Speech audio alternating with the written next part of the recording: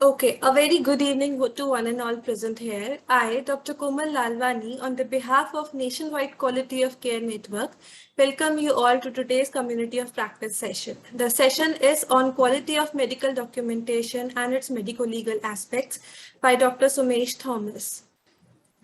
Now, I would like to request Secretary NQCN, Dr. Praveen Venkatagiri, to formally introduce our speaker for today's session.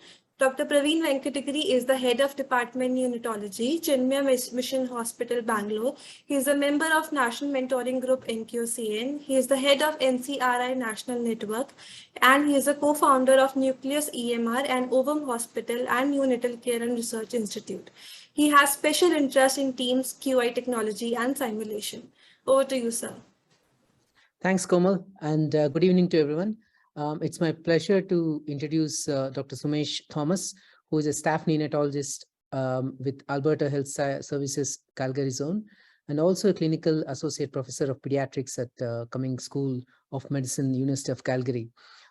He is a medical director for Southern Alberta Neonatal Transport Service and SCAN program, which is the sonographic clinical assessment of the neonate. He spent many years in UK and then moved over to Canada and worked as a medical director at McMaster Children's Hospital as well. His interests are neonatal transport, point of care, ultrasound in neonatal care, and also medical legal implications.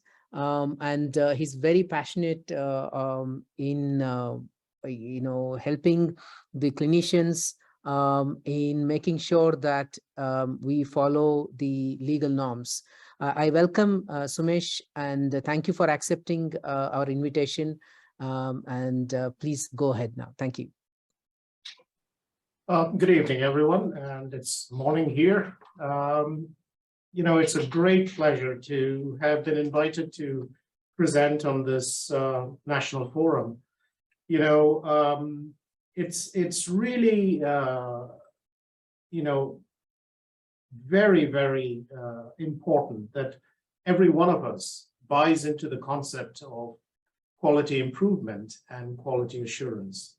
Now, I watched the video clip just before the talk, and it sort of reminded me of, the start of my career, just relating to an area of my interest, which was neonatal transport. And I remember the early days when neonatal transport practicing in the UK was essentially, we find whichever resident is wandering around with whichever nurse is free at the time, and we send them off with a sick baby to the nearest or the receiving facility, or we go pick babies up. And, I think the journey of neonatal transport has been a testament to the success of quality improvement.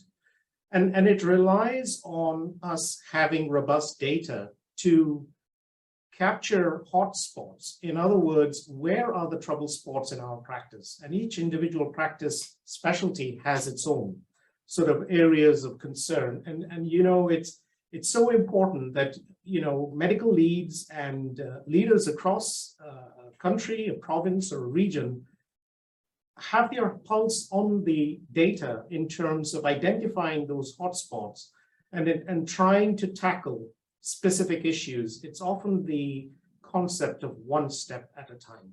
And ultimate goals are to improve the quality of care that we deliver. Now, in this talk, I was asked to speak specifically to medical documentation and sort of spin in a medical legal component to it. Now, I have been involved in medical legal aspects of neonatal care for over 10 years. I did some formal training in medical law, and have therefore had the opportunity to review several cases associated with litigation. And just to set the scene here, the reality is that those medical charts are the foundations on which litigation claims are either successful or defended. And so it becomes so important to recognize the validity and the importance of that documentation, not just for the day that it occurs, but potentially for the future. So in this talk, what I'm going to be doing is going through a series of sort of topics, which starts off with what is the purpose of medical records? Who owns these medical records? What are existing or accepted documentation standards? How do we hand over patients within a shared care model? What are our safeguards on medical information, and who's actually responsible for that? What are the problems and pitfalls that we already can see associated with medical records? And what is the impact of that on legal claims? And how do we actually go about trying to maintain documentation standards? So, it's historical. Certainly for as long as I have practiced, medical records have been the format in which clinical information is captured that supports the rationale for immediate and future care of a patient. It therefore stands as a resource for all members of the team to get an understanding of the current state of the patient, planning for immediate and future management. And so, it captures essential components such as the history, the presentation, the investigations, the differential diagnosis, treatment, and what are the referrals that were made. The other purpose of these documents is that it satisfies a legal and ethical obligation. Often this is set by our regulatory authorities. So say in Canada, Praveen, did you want to ask a question or? Yeah, I mean, the slides are not being shared yet. Oh, it's moving on my end. How's that? Yes, it's clear. Excellent. So, these standards are often set by our regulatory authorities, hospitals, and also in most countries, there's a legislative requirement for clear and legible records. Ultimately, it serves an enduring evidence, providing evidence of clinical circumstance and care provided. Enduring evidence meaning that it is what is going to remain until those charts are destroyed. So it is the sort of point of truth in many cases about the care that was provided to a patient.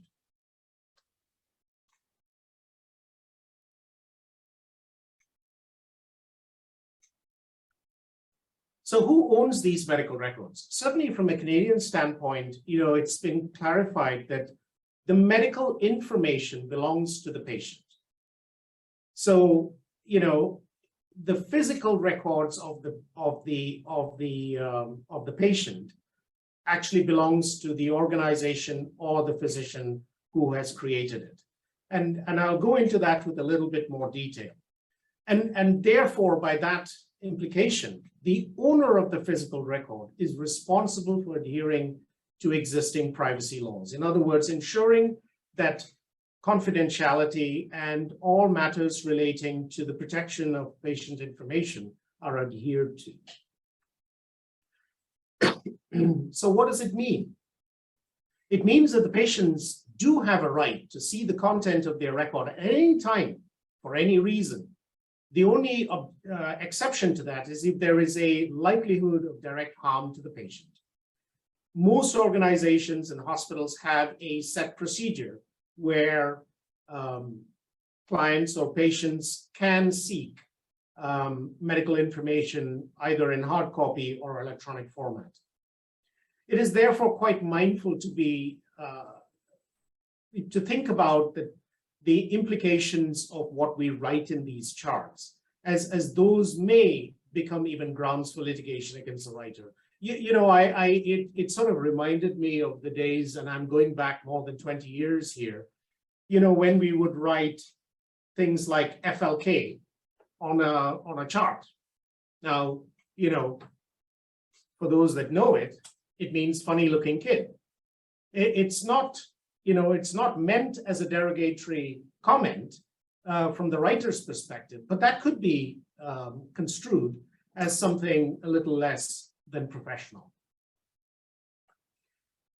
So how do we ensure that we are writing the documents for the correct patient? This becomes very, very important, especially when there's a legal claim or a complaint, because we have to ensure that the matters that are expressed in the charts are reflective of the patient of whom this is written about. And so typically we expect to have two unique identifiers. Now, either a name, a hospital number, and date of birth, two of those, or whatever other format of unique identifiers you've created for your organization. When we're using paper charts, it becomes quite important that, both sides of the page actually have these identifiers, because once they get photocopied or scanned or faxed, it's possible such information could be missing. Electronic medical records have the advantage of ensuring that we enter into the right patient's record. Having said that, it's happened to me where I've had a couple of patients' charts open on my screen and I ended up writing in the wrong patient's chart. We'll go into that in a minute, but the reality is that these errors do happen, whether we are using hard copies or we're using electronic copies. So who's responsible for documentation? Essentially, anyone who has been involved in the care of a patient has a responsibility to document. And these include medical personnel, nursing charts, and allied health care providers as well. Now, we recognize that documentation can be delegated, especially, say, for example, during an emergency resuscitation where there are multiple caregivers involved in a process. And it's part of the reason why, we've created models of care where there is a designated documenter to capture the sequence of events as they occur. And, especially in high pressure scenarios such as neonatal resuscitation or, resuscitations of any kind, this becomes fraught with multiple sort of interventions at separate time points. And it's quite important, especially where there are existing standards defined, that we actually document what was done. Now, when you have a delegate that is documenting for you, it therefore becomes important that you, as the most responsible physician, either co-signs or signs off on such an entry. It is always best to document as soon as possible following the event or encounter. It has the benefit of ensuring that what you are writing is reflective, or most likely reflective, of actual events. Because as time passes, we tend to forget about the sequence of events. Did the patient have this particular symptom at the time, or did it develop later? It becomes quite important when we're trying to define timelines and decipher, standards of care.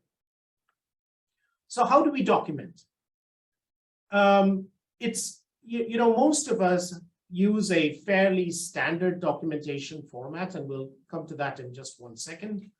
It's important that whichever format that we use only standard abbreviations, avoiding potentially misunderstood abbreviations or acronyms. Notes need to be objective and relevant. It's quite important that we, avoid using subjective language, and that we are relevant to the patient encounter. Importantly, whatever we write should be legible. That can be challenging. Physicians are well known for scribbling. The reality is that scribble offers no medical protection, because unless we are able to decipher what was written, it means nothing. It's, again, a particularly challenging situation now. Many of us are using electronic medical records, and often there's this habit of cut and paste. The reality is that it offers a source of discrediting the entry, because if there are elements from the cut and paste document that are not relevant to that particular encounter, then it becomes clear that this was not an actual note written on that particular patient's particular circumstance of the day. So it creates, questions about how relevant anything entered by that individual could be called as credible. So it becomes important that unless we adhere by sort of these norms, it becomes difficult to defend decision-making, especially when there's a challenge by either a licensing body, a medical expert, or a lawyer. So what do we document? Now we recognize that, short of carrying a video camera and with an audio system, there's going to be a lot of information that we have even from the briefest of encounters with patients. The challenge we have as physicians and care providers is capturing the essentials of those contacts. And in doing that, we need to define the source of information. We have to have a date and time that that information was obtained. What was the relevant history and physical findings? We have to document positive findings as well as negative important findings. And by that, say, for example, if I was examining a patient who I thought may have necrotizing enterocolitis, it's going to be important that I identify the distended abdomen and the tenderness and palpation. But it's also going to be important to document things like, well, at the time when I examined this patient, the capillary fill time was less than 3 seconds, the heart rate was X, and other features that creates a credible sort of source of information for a reviewer to get a true sense of what was the presentation at the time when the physician saw the patient. Most of us use differential diagnosis. I think there are certain conditions where it is clear-cut. The diagnosis is X. And, we use the term impression when we try to put it all together. In other words, X number of day old or X year old presents with so-and-so, most likely diagnosis is this. That's my impression. So what is my management plan? My management plan should include the rationale for such plans, especially if it is an unusual or challenging case. It becomes important that we enter into our charts communication points, both with the team and with the patient. I want close monitoring of urinary input and output. I want blood sugars to be checked X hourly. That's communication. What did I tell the patient? What information was provided to the patient? Were they updated of the care plans and so forth? So the communication piece, now, interestingly, a lot of upset and anxiety and potential litigation comes from dissatisfied patients, parents or surrogate decision makers, or patients who feel that their care was substandard. And often this stems from poor communication, because when you look at the reality of it, more than 90% of litigations do not go anywhere. So a lot of this is due to, communication breakdown. And we could save ourselves a lot of hassle, because a litigation or a complaint, provokes a lot of anxiety, consumes a lot of time. And, it is very, very distressing to most people involved. So it becomes important, therefore, that, we start to build into our daily practice, our clinical practice, skills to communicate better with our patients, keeping them on the same page. I often tell parents, if I know something, you will know about it, because ultimately it's your child, it's your body. I have no benefit in keeping information from you. I will tell you as it is. We have to document consent for treatment investigations, referrals, and also refusal of treatment. It's important to document if the prognosis is known or uncertain. Now, in our particular specialty, in my specialty in neonatology, I make it a point whenever I'm documenting about a very critically unwell patient that I document my communication with the family about the guarded prognosis, and therefore, the severity of the patient's illness. At the time of admission, it's important to write that the patient is admitted to hospital or show some evidence that it's been admitted, and also an order for discharge. In that context, it's important to arrange follow-up. Discharge from hospital is one of those other hotspots where medical litigation arises from, where there is unclear information about what was said or what the expectations were that were given to the patient or the surrogate decision maker with regards to follow-up arrangements, investigations, referrals, and other sort of medical symptoms that should prompt getting a medical review as quickly as possible. Entries into the chart must have a signature, and with trainees, it's important that they write what level of training they are. So I alluded to the point about standard communication format. Now, most of us use the SOAP format, which is a subjective part, which comprises of the history, the objective part, which is the physical examination, and then an assessment. What is your clinical impression of the patient's condition? And what are your plans? And this would include treatment, investigation, monitoring, referrals, dispositions, specific advice, information provided to patients. This is what I have grown up with, and I suspect most healthcare organizations and practitioners follow this similar sort of format. Handovers are a particularly risky time for errors to occur. Now, it depends on if you're working in a hospital setting where you have a shared care model with practitioners, cross-covering, and so on. The risk is a little less. But if you are a sole practitioner and you're handing over your practice to a set individual at a particular time, it is important to document who will be taking responsibility and when, start dates and end times. What are the active medical and social concerns relating to the patient? What are the ongoing management plans?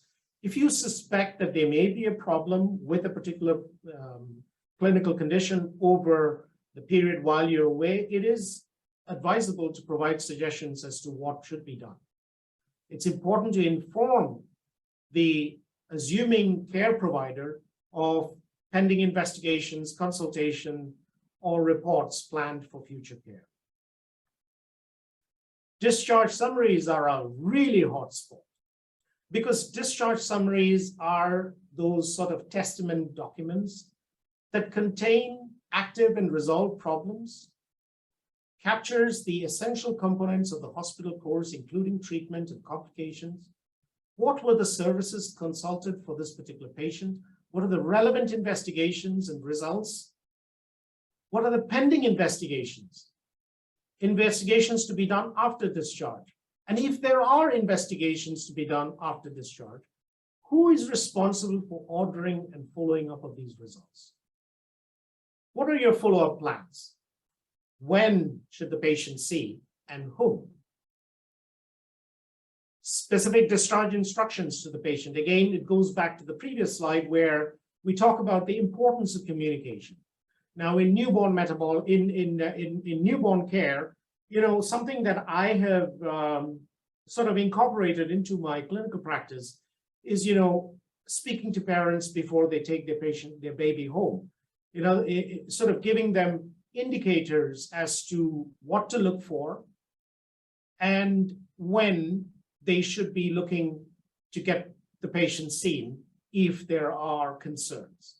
And this needs to be documented, because those discharge summaries are going to provide a continuum for this particular patient, especially, when you look at an environment where a patient has a choice with regards to which hospital they go to. It's a slightly different context here in Canada and certainly in Alberta, where we have networks of hospitals where, there are certain care levels that patients access as most appropriate. But those discharge summaries are as I said, the testament of care provided, the information provided that follows that patient to whichever center or healthcare provider that they access thereafter. Now, we all have made errors when we are writing medical records. There is a correct way of making corrections. What we can never do is make a correction or change after learning of a complaint or legal action. That would be deemed unprofessional. And that's a serious issue if it is found out. So on paper records, how do we achieve this? We cross out the lines of error with a single line, date, and initial it. We should be able to read what was written before. So, you know, we've all done this where you sort of like scribble it out completely so that no one can make any sense of it. That is not acceptable, because that could mean that there was something there that has implicated in the care provided. We have to write the correct information, provide a date and time when that correction was made. And if there have been subsequent notes, it's important that we document it at the latest entry, making a correction of a previous entry and providing some rationale for that correction. Either it was an error in terms of where the different patients' information, or there is new information, or there was more relevant information at the time relating to that entry. On electronic records, it is also possible to edit. Having said that, it's quite important that we never disable the audit function on our EMRs, because that is the way we can ensure that whatever corrections have been made can be collected in the back end if there is a legal challenge or a complaint. In the same token, we therefore can never or should never share our password or allow others to document on our behalf. If they are going to document, they should document using their own passwords, and again, you know, we should not, it's the same thing whether you're using electronic medical records or paper records. You should never go back and make changes after you've heard about a complaint or legal action. Failure to document relevant data represents a significant breach and deviation from standard of care. That's such an important statement, because remember that when there is a legal challenge or complaint relating to an institution's performance or an individual care provider's performance, documentation is the, as I said, enduring source of truth. And so therefore, if there are failures in that documentation process, we already create a process of, we already start the process of discreditation. And this becomes very relevant when you have a plaintiff's lawyer and you have a defendant's lawyer, because everyone is going to use that same source of truth. Now, medical records, as I said, and repeat again, they are the only enduring version of care provided at the time of the patient encounter. And therefore, I cannot overemphasize the importance of the timely, complete documentation of events. Not only does this provide a source for good clinical care, most of our research relies on capturing good quality information that's in our charts. And it is also a means in which we can try to decipher if we are meeting the set standards for a particular condition or a particular patient's course. So what are the problems and pitfalls? The reality is that, you know, clinical practice, especially in an acute setting, is a very rapidly moving sort of process. You know, there may be many interactions and discussions that could impact patients. You know, I might, if I was working in the same institution with Praveen, I might bump into him and say, hey, Praveen, I've got so-and-so patient.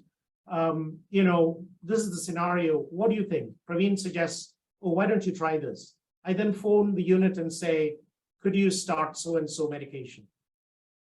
If I do not document anything, then the reality is that the clinical care provided has changed.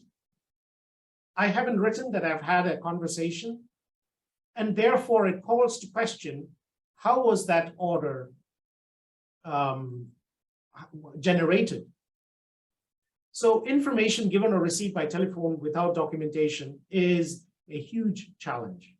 The other, which I want to really emphasize, is the whole issue of following up on tests and results.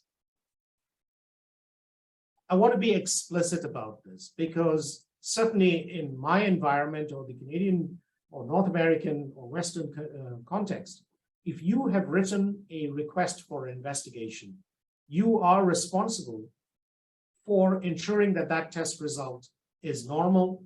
And if it is abnormal, what actions need to be taken? I'll give you an ongoing debate here in our institution. There's this whole question about, a patient was treated with phototherapy. After discontinuation of phototherapy, the level of jaundice was X, which seemed like a safe number to send the patient home. But you're a bit concerned that there may be a hemolytic process or some condition that could make it rise again. So you give the patient a test, CHIT, to get a jaundice or a bilirubin level drawn. Now, what happens if that patient, instead of turning up at 8 o'clock in the morning, turns up at 10 p.m. to get that test done? What happens if they forget? And then the patient presents with seizures. How do we try to decipher? How could that have been done better? Whose responsibility was it? So you can see it can become quite contentious, because basically it's going to be one testament against the other. So it's quite important that when you are practicing or you have institutional responsibility, that we have some guidance in terms of what should be the due process of the set protocol for managing patients that have been requested tests and how those results can be followed. Because we know that these tests may not have been done, may not have been reported, or the report was not received by the requester, or the sample was not sent to the lab, or the report or the sample was sent to the wrong place. Even just in my office right now, if I look behind me, I have a pile of test results, which I need to go through after I've had this session. But essentially, what it say, there comes the pitfalls. I didn't read the report. It may have been filed before I read it. It was right at the bottom of the pile. Or the report was not acted upon. Or I didn't recognize the significance of what I read. Maybe I didn't pick up on an incidental finding which was not related to the reason for the test.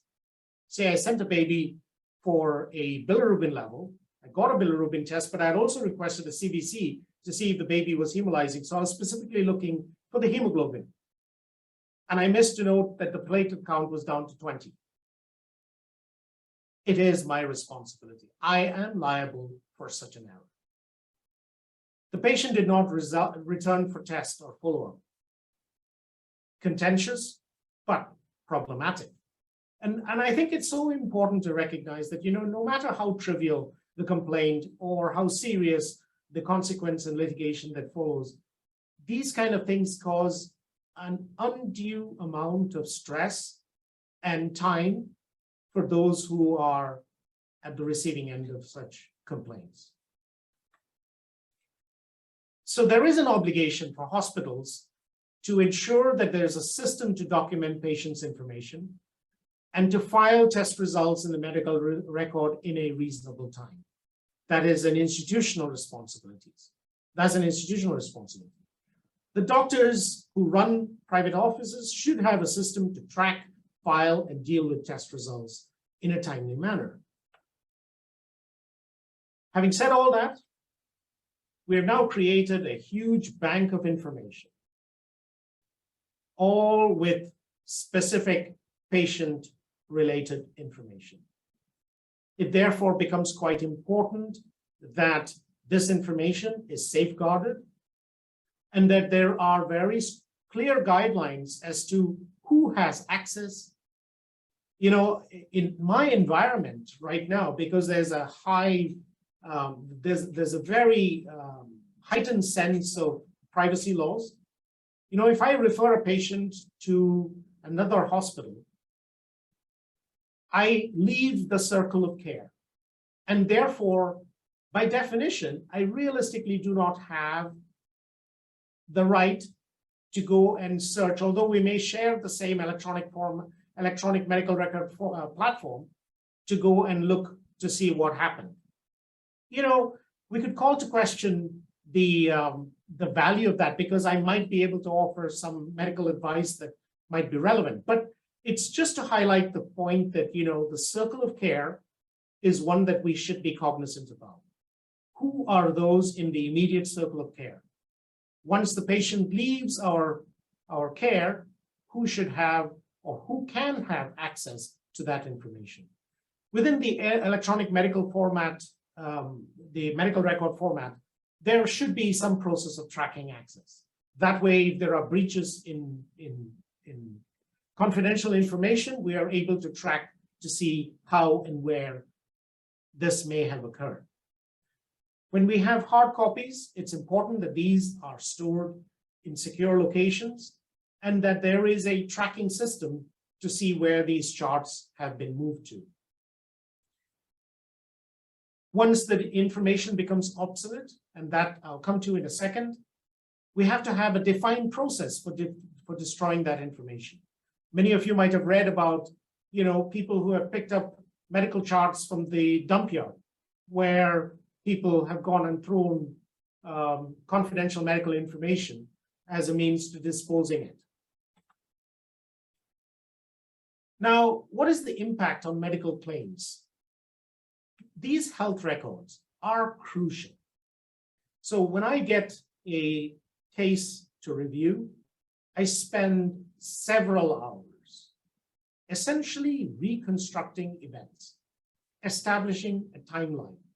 And I do that often by having the medical charts, having the nursing charts, because we have to create some sort of testament to the truth of what might have happened between those two or more sources of information.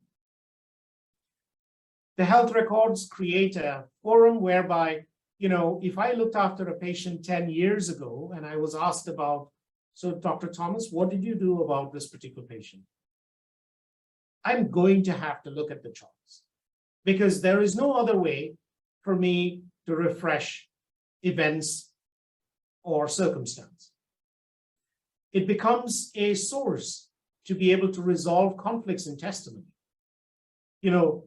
One person says this, the other person says that. Well, the truth lies in what was written, or the truth should lie in what was written. So the plaintiff's counsel analyzes the records to extract evidence to demonstrate that a healthcare organization or provider breached the standards of care. In the same token, the defendant will use the same source of information to try and provide defense for action. So therefore, lapses in documentation become a source of substandard care arguments. If there are amendments, deletions, inconsistency, vague entries, you're playing into the hands of the plaintiff, because they will use that as a source to discredit your entries, such as what I referred to earlier on, the cut and paste job that many of us catch when we are doing rounds or going through patients' charts. So how do we maintain documentation standards? Certainly in my environment, a patient cannot be admitted fully unless I have signed off on the admission document. Same thing with discharging. A patient cannot be discharged from the hospital who was under my care unless I have signed off on the discharge summary, which is going to follow the patient either home or to their primary healthcare provider. So sign-offs or tracking sign-offs is one way of maintaining standards. spot checks. Not infrequently, certainly when I was the director of the medical unit in McMaster and here in Calgary, I would go through and see, at the time when we were using paper charts, how many of these paper charts have dated entries? How many of them actually have patient stickers on them? Because when you look at it, it depends on who is responsible for what. Quite often, the clerical staff are responsible for making sure that the blank sheets in a patient's chart have got stickers on it. So therefore, the physicians just have to date and time their entry and sign off. So there are many people involved in ensuring that we get this right. Looking at the admission document, in my specialty, how often do we have a birth weight or an admission weight and a head circumference? It's sad to see the days now where, we've moved away from what I would call conventional wisdom to documenting critical information such as head circumference of newborns. Because many people now just say, oh, I'll just send the baby for an MRI without getting a head circumference. It calls us to be mindful of how important certain pieces of information can be. And therefore, those could become sources of checking.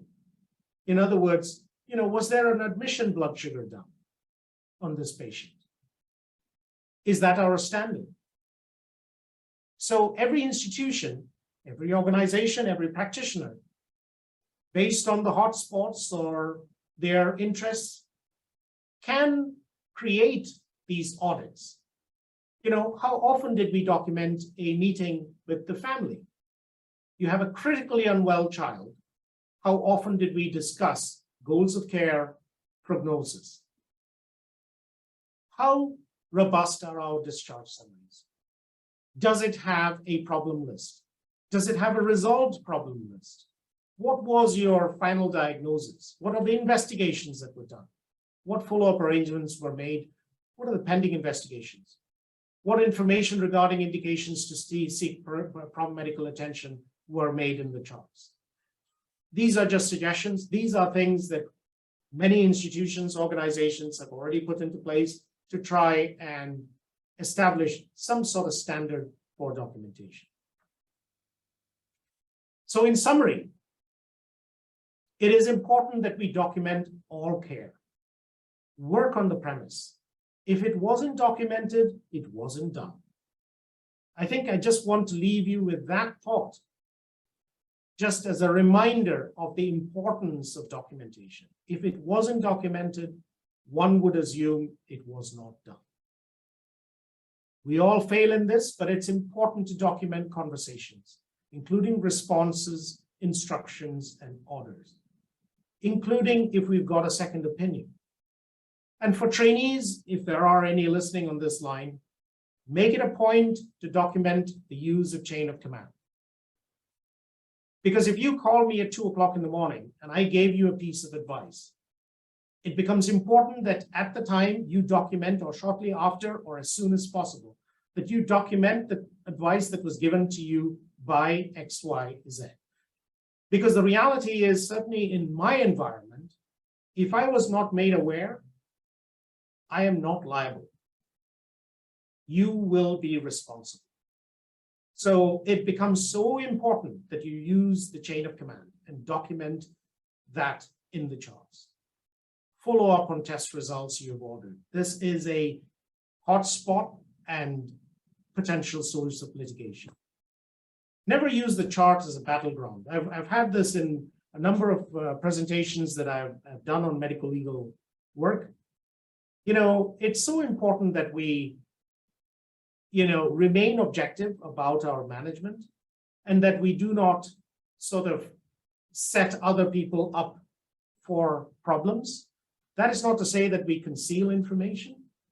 So say, for example, if I was taking over care from Praveen, and I've disliked Praveen for a long time, I could write, this particular patient's condition was in such poor condition, this, that, and the other. I identified X, Y, Z problems, and I have done so and so. that is wrong. Because what you've done is you've actually created a problem for Praveen and for yourself in doing that. Because one could call to question your professionalism. Rather, this is the condition in which I received the patient. This is my management plan. It is for someone else to go through and make judgment on what Praveen had done. I'm sorry, Praveen, I just keep using your name, but essentially it's just to highlight the point. So I've come to the end of my talk. I would like to acknowledge the Canadian Medical Protective Association, of which I'm a member. Lots of what I've shared with you is information that I've gathered from them. The Bodner BLG is one of the largest law firms in Canada.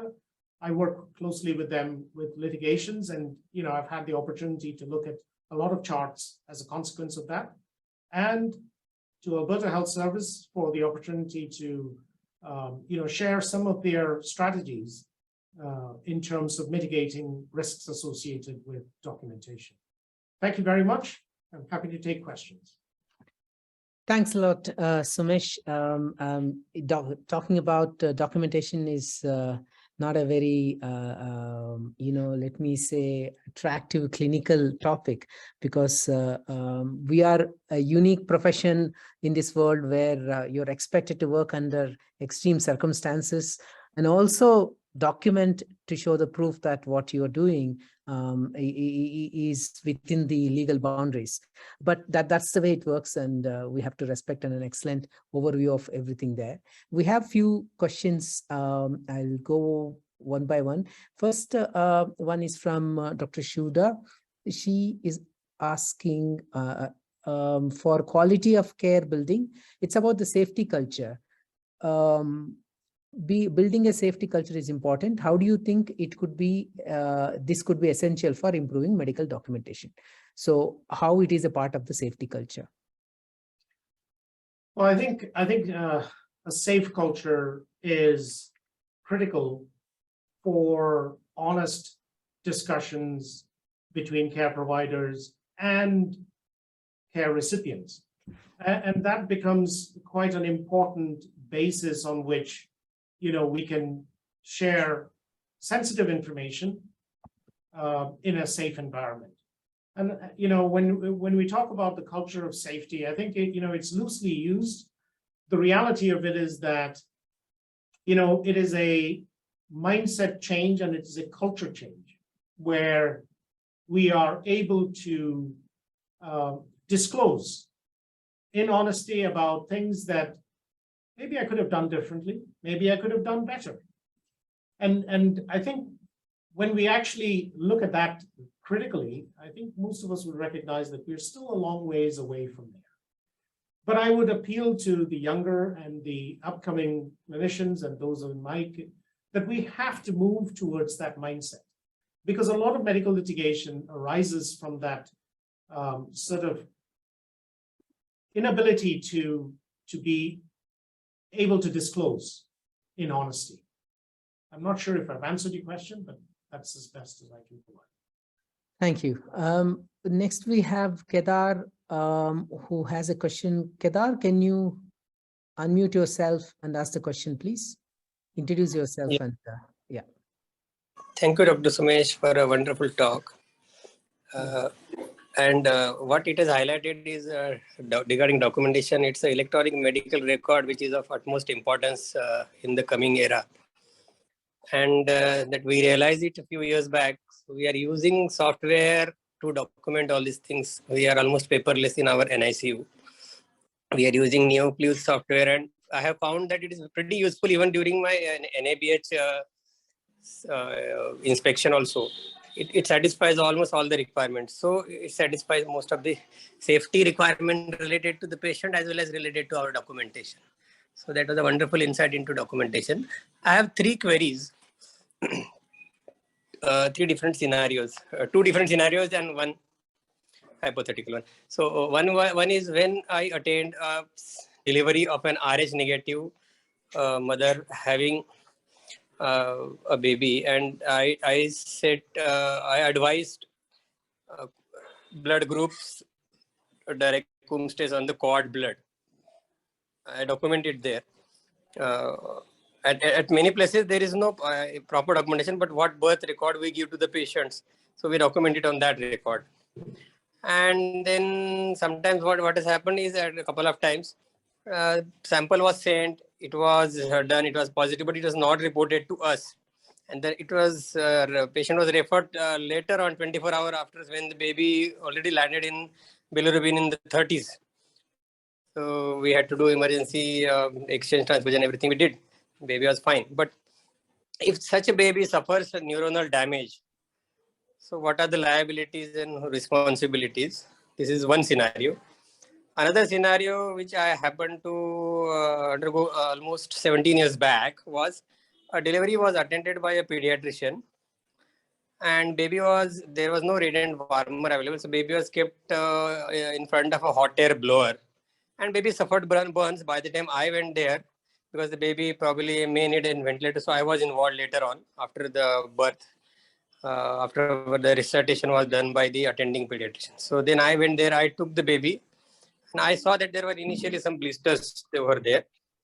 But since baby needed immediate transport, I transferred the baby and then informed the gynecologist also. Then involved the surgeon, and the baby was ultimately better. But baby had to undergo amputation of a couple of toes and couple of fingers. So this is then what is documentation needed in such scenarios, and the liability thereby. And the third situation is, in say my day-to-day work, I delegate jobs to my assistants who are also qualified pediatricians. But if they commit certain errors or mistakes, and that results in litigations, so how is the responsibility accounted for? So these are the three situations I would like to have your opinion on. Thank you. Thank you very much, Kendra. So I'll go to the first one.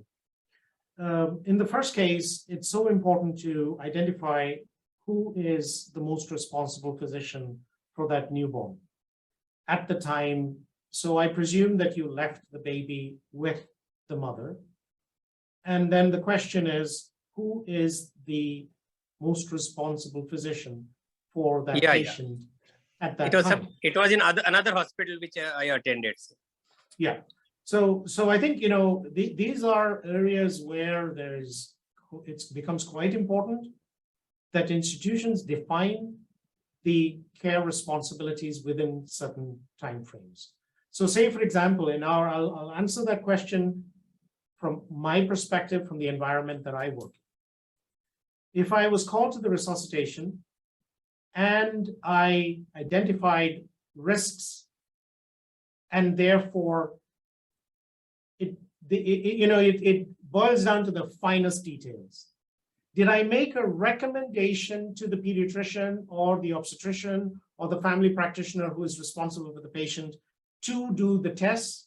Or did I write a chit or make a direct request for a DAT and whatever? The liability depends on that. So if I attended the resuscitation, baby was fine, but I identified a couple of risk factors, and I have written a note which then gives the MRP for that patient, or the most responsible physician, who happens to be either the obstetrician or the primary care or family physician for that patient, do these tests, then I'm not liable.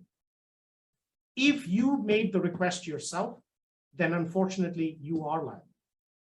Because if you made the request, then it becomes your responsibility to follow up on that.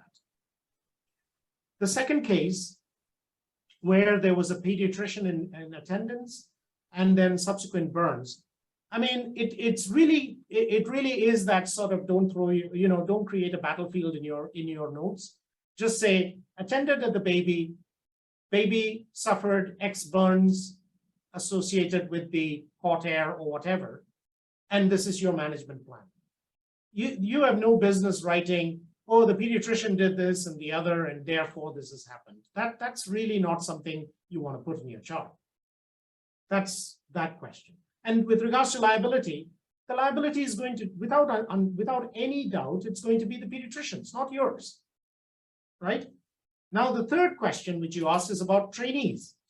Again, it really does depend on the environment in which you practice. In my environment, if I was unaware, then I'm not liable. That is different from, say, the United Kingdom, where they have what they call crown indemnity, where no matter who does what, ultimately the neonatologist is responsible, and therefore you have to provide statements and so on, but there is cover for that. But what I would emphasize to people, and especially their trainees in our midst, is please make it a habit of writing down what you have shared with the neonatologist. And because if you don't, then typically you're putting yourself in a position of liability. Thanks, Sumesh. Not sure. Yes. Just a minute. So what if it's he or she is not a trainee, but an employee in my hospital who is a qualified pediatrician working for, say, 6-hour duty or something? Then, Not a then trainee. without, yeah, then in that case, that is the person that is liable. Okay. Fine. Thank Yeah. you. The hospital will have the hospital and the concern will have vicarious liability as well. Yeah. So we have very short time, so we'll have to press on. We have a question on, I mean, you used an abbreviation MRP. So sign off by MRP. Okay, so MRP, yeah, that's me using abbreviations and acronyms, which I shouldn't be doing. So my apologies. It's actually most responsible physician. Yeah, so that's Major Hiramat.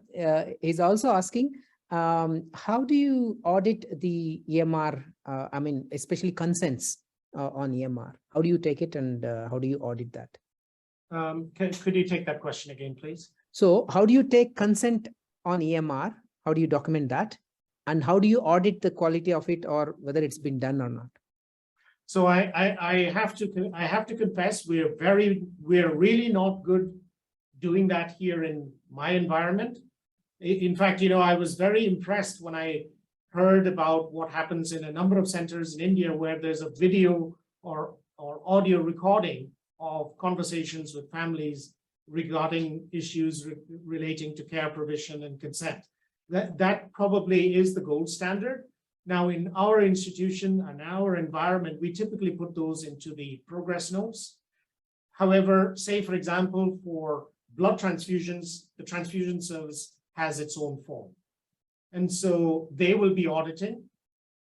In fact, they will not release the product unless there is consent, except, of course, you override it and give reasons for that. Yeah, related to that is a question by Dr. Shatrughan Parikh about what's the impact of medical audit on medical documentation? Well, I think it actually serves a good purpose, because I think what it does is that it highlights areas where there are consistent shortfalls in terms of standards. And, a lot of that can be remedied. Say, for example, I'll give you a simple one.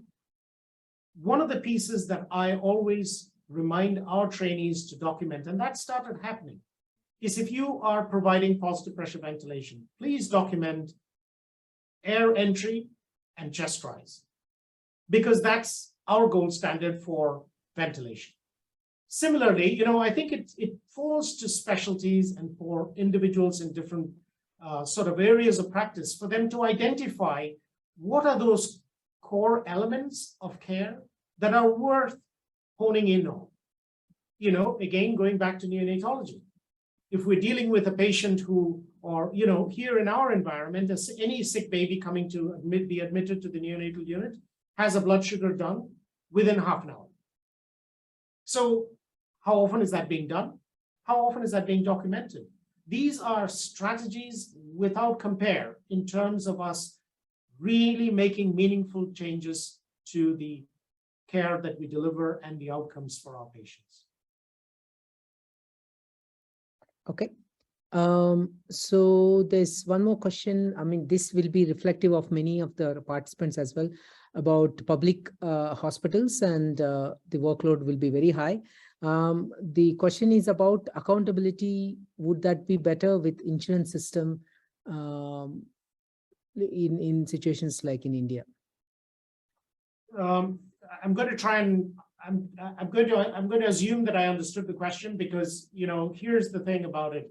I would not dare to practice medicine without insurance, because that is the only way I can be sure that if I am sued, that my personal assets are not at risk, and that I'm able to meet the expectations of care.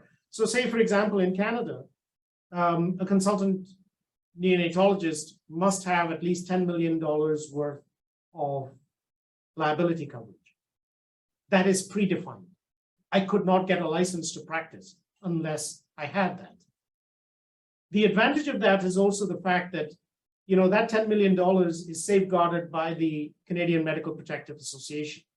In that, I get independent legal advice and costs associated with any litigation.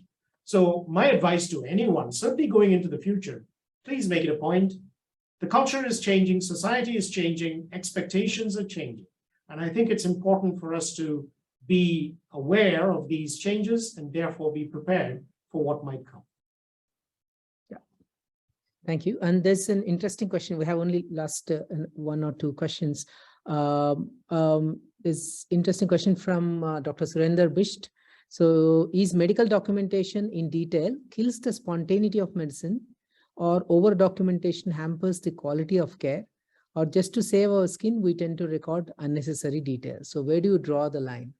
I think that's a very good question. And, it's a very contentious and challenging problem. I think what I would say to people is, look, capture the essence, capture the key points.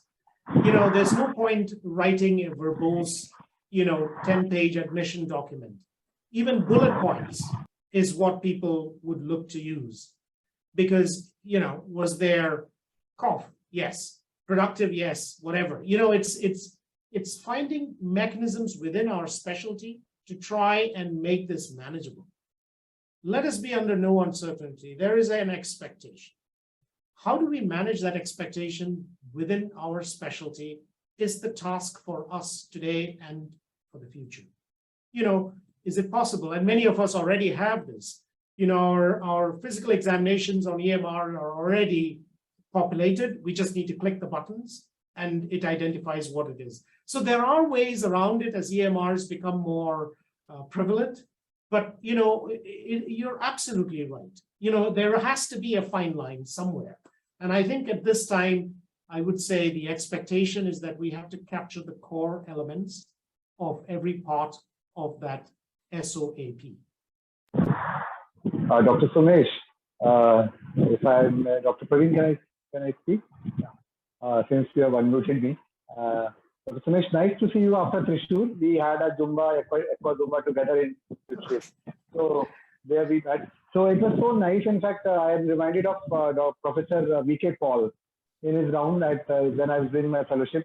He said, मुझे बच्चा सही चाहिए था, तुम्हें सारे time काम करना था, कागज पे बाद में लिख सकते थे, मॉनिटर बाद में कर सकते थे, उस वक्त बच्चे को क्या क्या किया, वो काम किया कि नहीं किया. That was important. I'm not asking you because it's a busy day, it's a busy nursery. Your job should have been finished. Actually, it should have been done. Line should have been put. उसके बीच में लिखने लग जाओगे और line बाद में डालोगे. If you're trying to put a line later and just trying to put the records कि मैं अभी पहले resuscitation record डालूंगा, line बाद में डालूंगा. So these are not things which needs to be done. So you do things, and then we will see whether you have written all the things in detail or not. That you can done in another time also, in some other time also, and you can fill the records later also. So that is because in the students or the nurses, they keep on trying to document and they don't do things, but they try to do document earlier. This is what I wanted to say.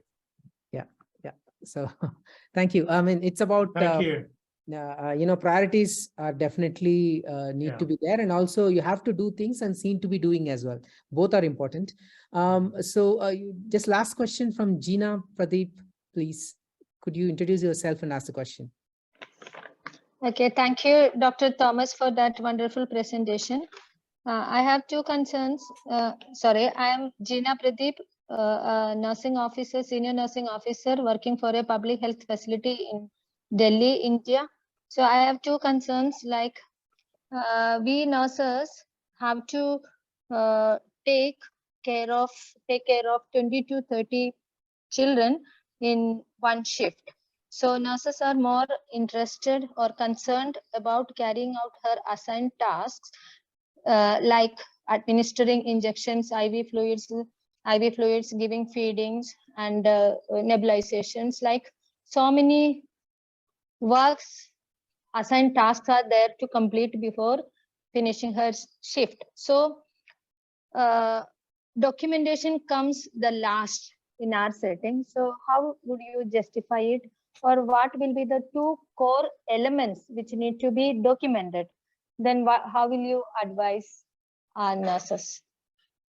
Gina, I think that is a very, very good question, and I sympathize with your concerns. Recently when we transitioned to electronic medical records, because it was such a change in culture, we had parents complaining that the patients are the nurses are just sitting in front of the computer instead of looking after my patient, after my baby. That is a reality. I think the fact of the matter is, look, no matter whether I like it or I don't like it, expectations and the practice of medicine is changing.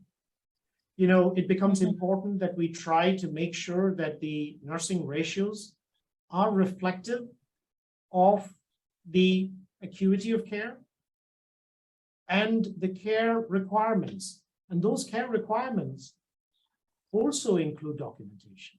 So I totally understand what you're saying. If one nurse is looking after 10 babies, that is going to be difficult. But that's where the care costs go up.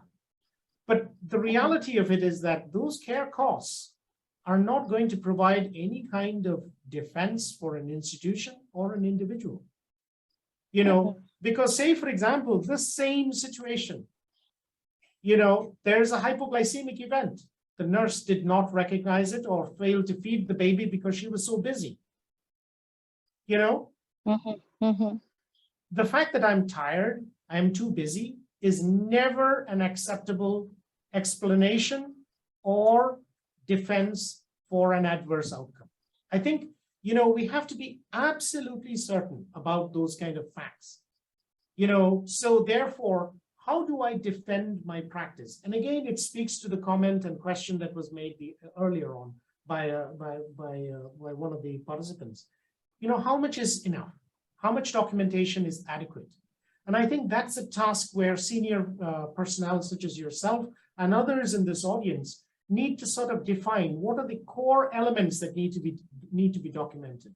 The time of an administration of a drug is important. Was the baby fed? What time was it? What time were interventions done? Because that is, as I said, the only enduring evidence that will last well after this patient has left your care.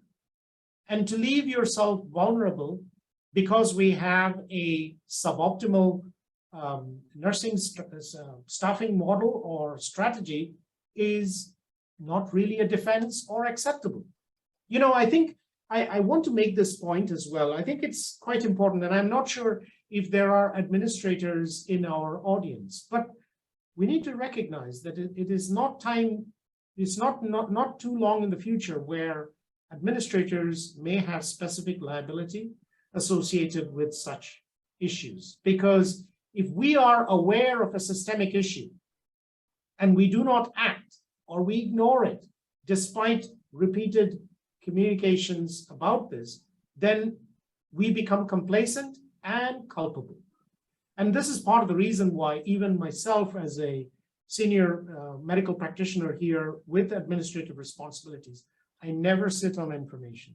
If I get a complaint about a particular practice and it requires resource or it needs a change, I communicate that to administrators, because I'm not the one that's going to be sat holding the hot potato when it falls, because that's how we bring about change. But we have to recognize we are working within the context of a environment where resources are not limitless. So we have to be systematic. And, just to make that point a little bit more valid, we've just come out of the COVID pandemic. It becomes important that when we change our so-called standard operating systems, in other words, we normally would have done X, Y, Z, but in the context of a pandemic, we are modifying our practice. That has administrative as well as individual practitioner responsibilities, because we as medical practitioners need to write, this was done during the pandemic. We didn't have a bed. We had to do something that was non-conventional. That documentation is the enduring evidence for our defense. Thank you so much, sir. Thank you. Thank you, Sumesh, for that wonderful talk, as well as patient answering the questions. And that will be the end. And I request everyone to give us feedback as well. That's your participation, and feedback would definitely help us to improve our program.